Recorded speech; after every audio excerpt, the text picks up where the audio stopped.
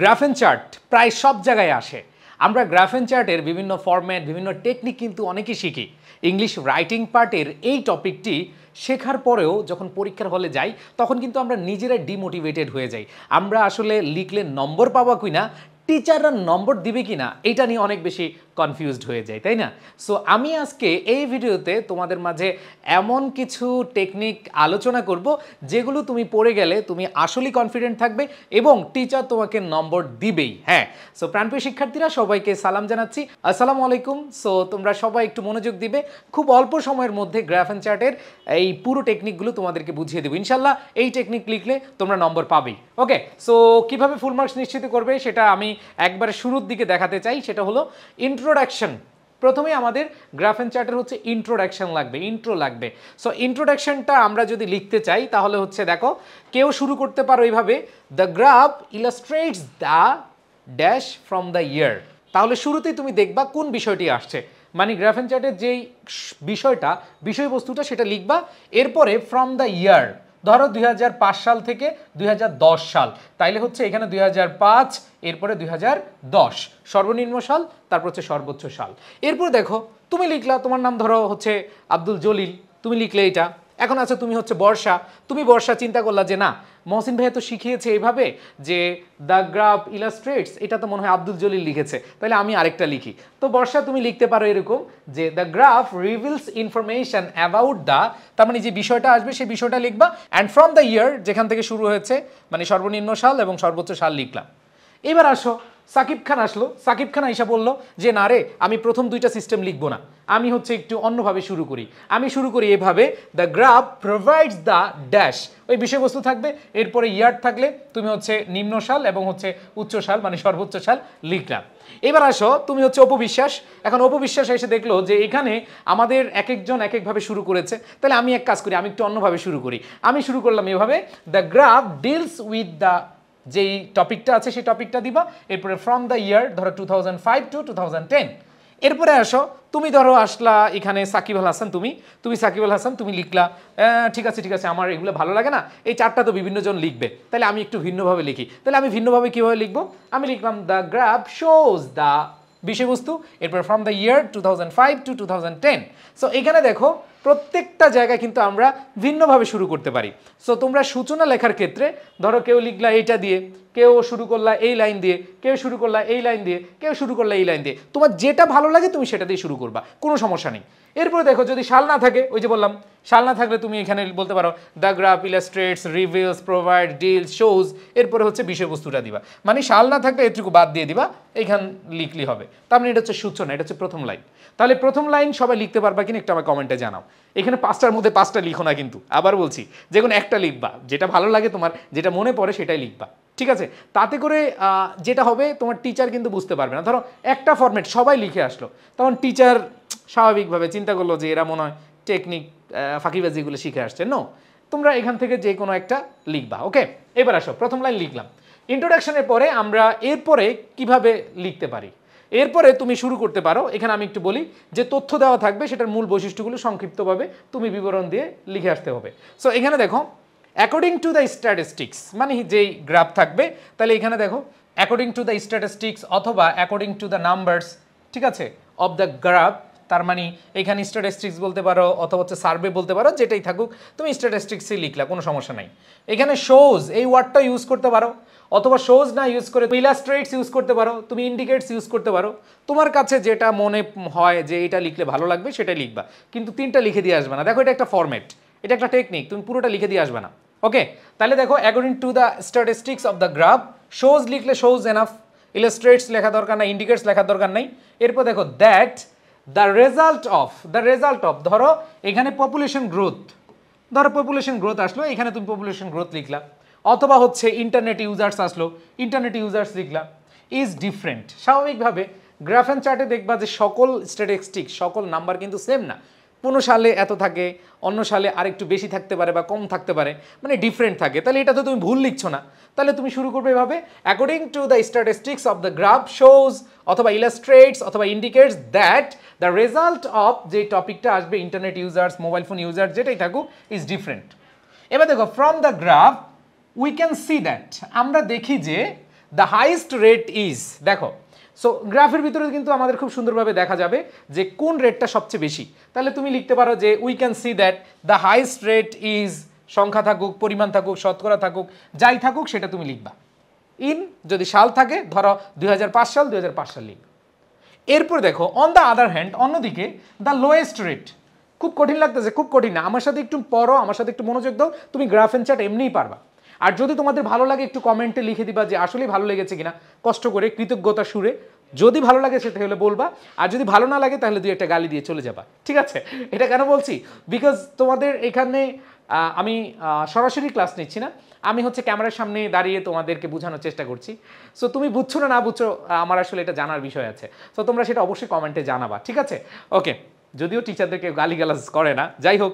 তাহলে দেখো on the other hand, অন্যদিকে দ্য লোয়েস্ট রেট ইজ, এবার লোয়েস্ট রেটটা বসাবা ইন যে সালটা আছে সেটা, গ্রাফে দেওয়া থাকবে, আমি তোমাদেরকে প্রমাণ দেখাবো একটু পরে।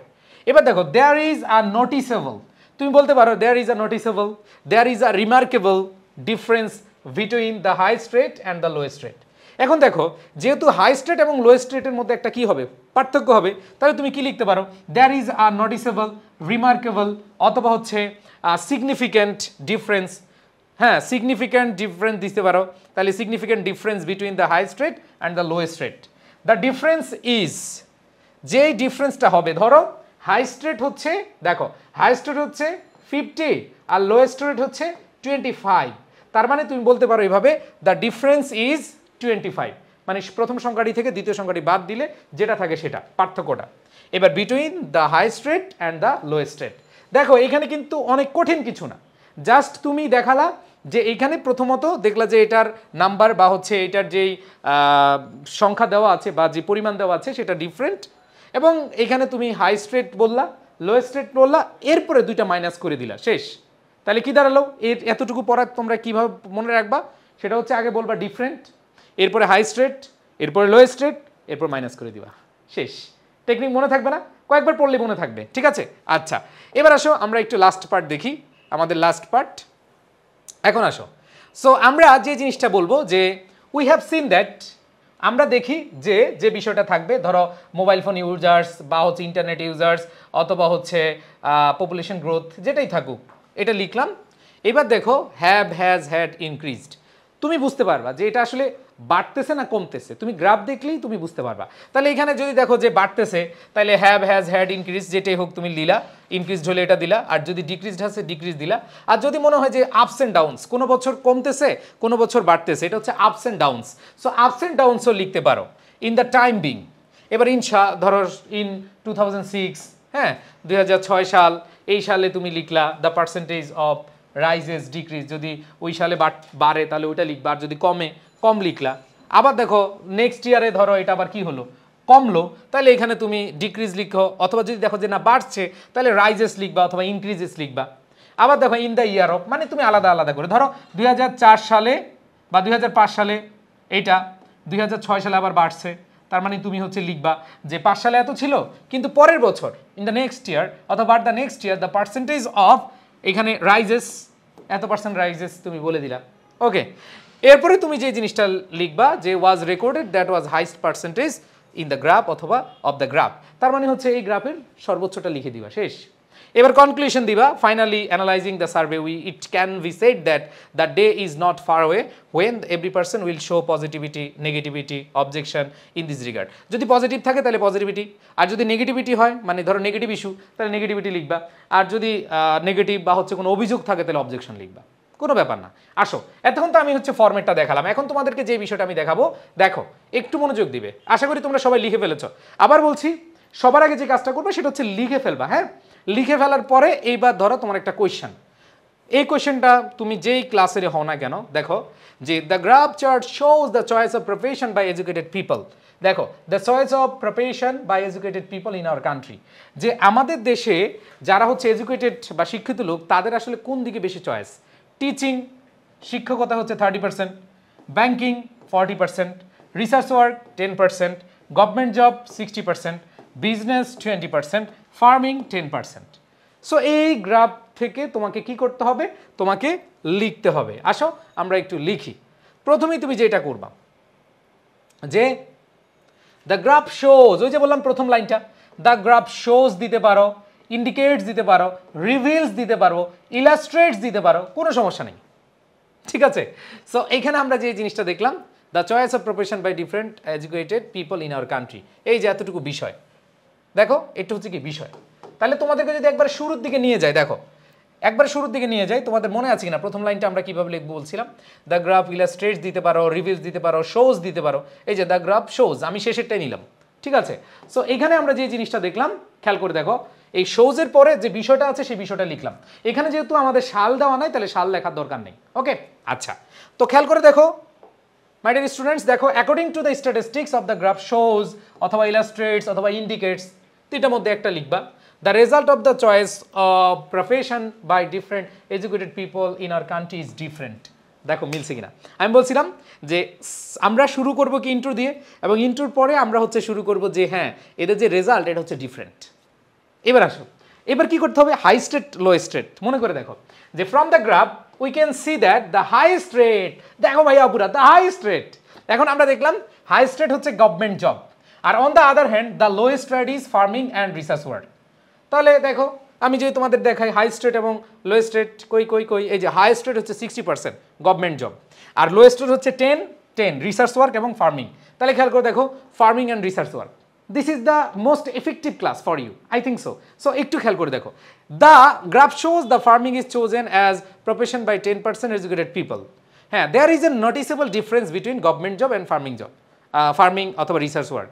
তাহলে দেখো এখন এই যে নোটিসেবল ডিফারেন্স, এখন ডিফারেন্স কত, the difference is 50% between the highest and lowest rate, ওই যে মাইনাস করে দাও, তাহলে দিয়ে দিলা।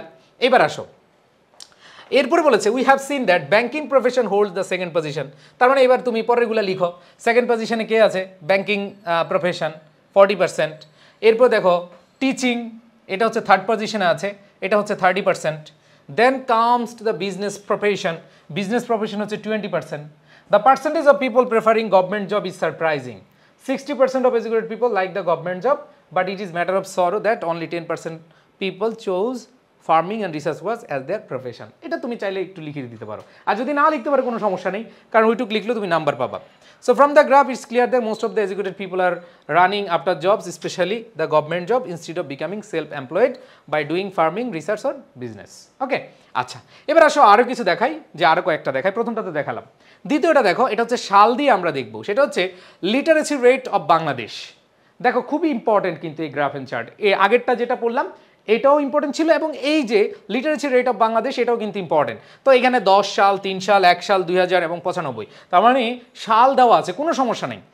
ওকে, আমরা দেখো কি বলা আছে, দ্য গ্রাফ ডিলস উইথ বলতে পারো, অথবা গ্রাফ শোজ বলতে পারো the literacy rate of Bangladesh from 1995 to 2010।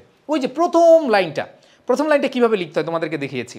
এরপর দেখো according to the statistics of the graph shows দিতে পারো, ইলাস্ট্রেটস দিতে পারো, তারপর হচ্ছে তোমার ইন্ডিকেটস দিতে পারো, কি সেটা, the literacy rate of Bangladesh from 1995 to 2010 is different.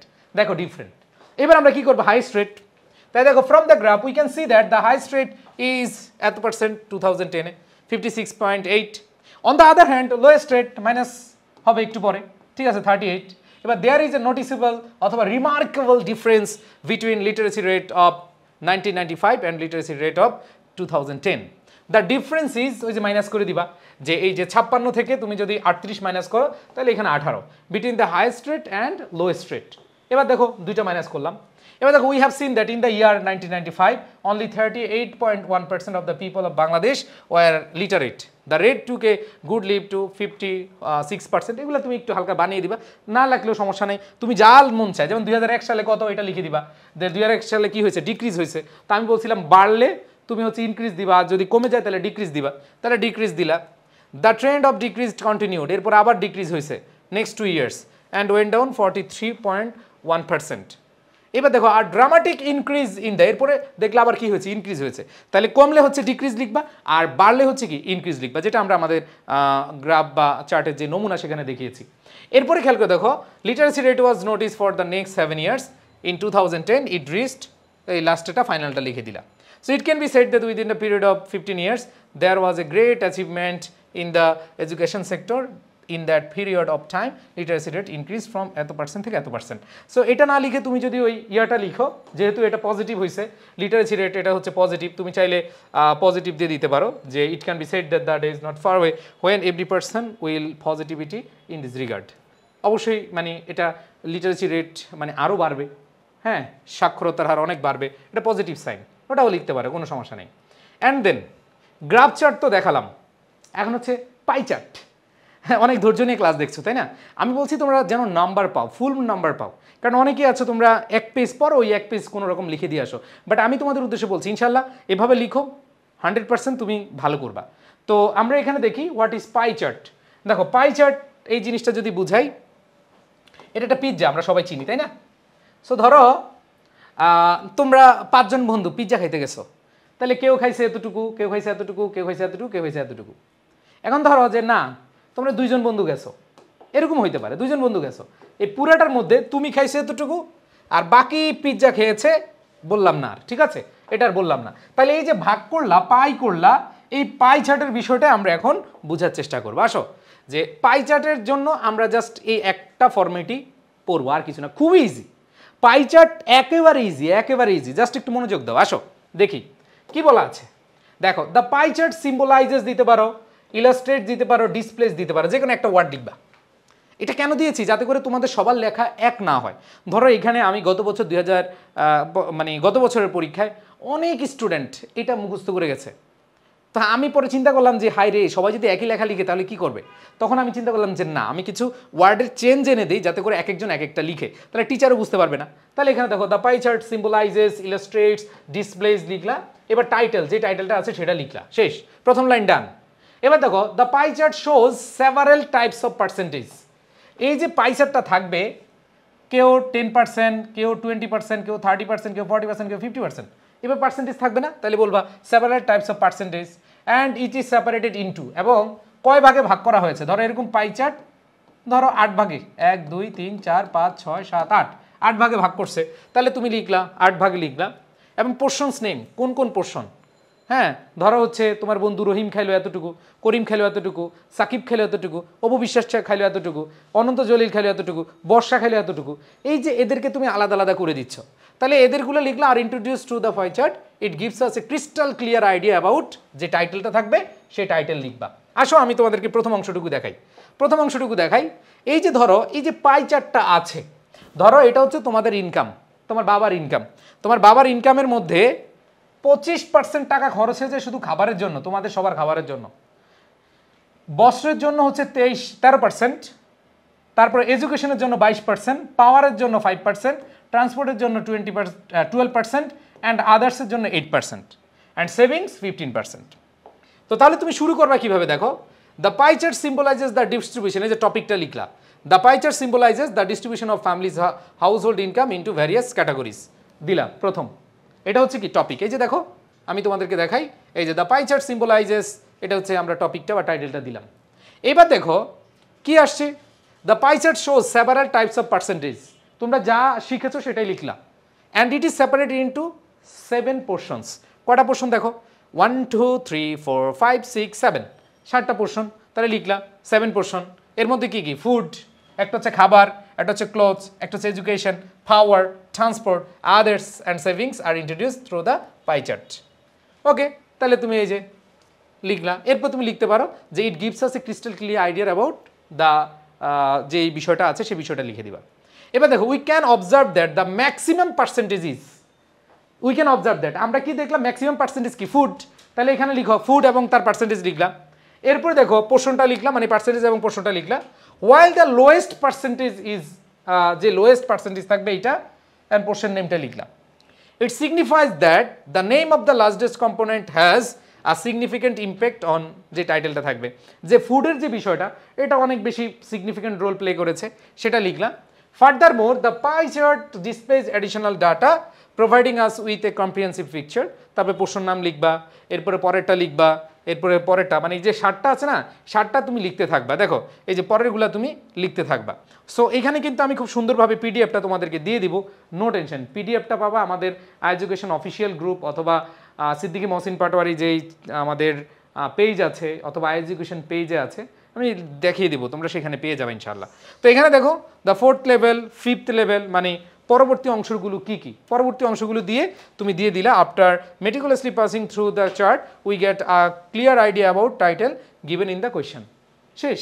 আসো আমি তোমাদেরকে একটু দেখাই এই কোয়েশ্চেনটা কিন্তু অনেকবার আসছে বিভিন্ন বোর্ড পরীক্ষায়। সো এখানে যদি তুমি দেখো কি আছে, এতটুকু পর্যন্ত আমরা পড়ে ফেলেছি। বা দেখো we can observe that the maximum percentage is 25% in food while the lowest percentage 5% in power.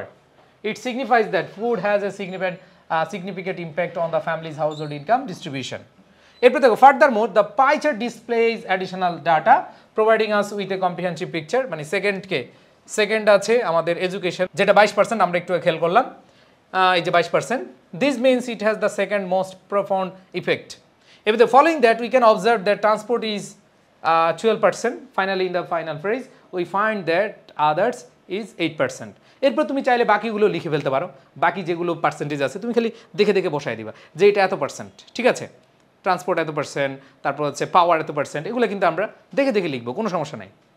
After meticulously passing through the chart, we get a clear idea about the distribution of a family's income into various categories. এতটুকু দিলেই হবে। আর চাইলে তুমি একটু বেশি বাড়ায় লিখতে পারো, যেটা আমি তোমাদেরকে দেখালাম।